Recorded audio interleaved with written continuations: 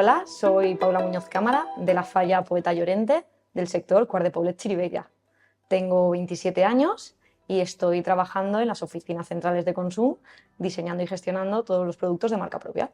Cuando fui nombrada, ¿no?, preseleccionada como candidata fallera mayor de Valencia, ahí en Xirivella me sentí súper emocionada, alegre. O sea, tenía ahí como un subidón de alegría que no cabía en mi cuerpo. O sea, recuerdo como que me quedé súper en shock y recuerdo pues eso, a los delegados del sector, ¿no?, y a la gente de la agrupación cogiéndome porque es que no me lo creía.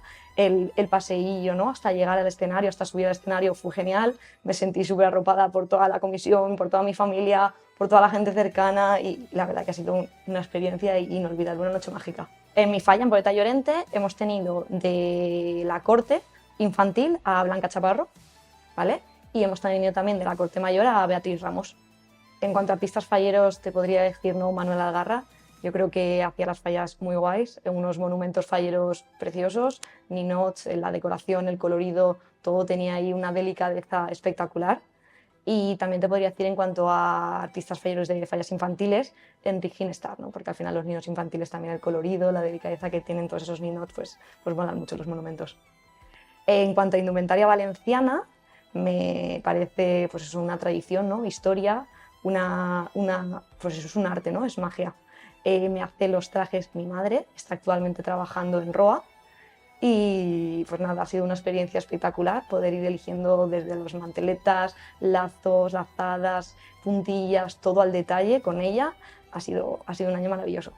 De mi falla destacaría el ambiente fallero y el ambiente tan cercano que tenemos en la comisión. Somos una comisión muy grande que cada vez hace más falla, apuesta por la falla, apuesta por la vida en el casal y eso es muy guay de reconocer ahí, de poner en valor. En cuanto a falleras mayores referentes, ¿no?, de Valencia, te podría decir que mi hermana fue fallera mayor infantil en mi falla en 2015.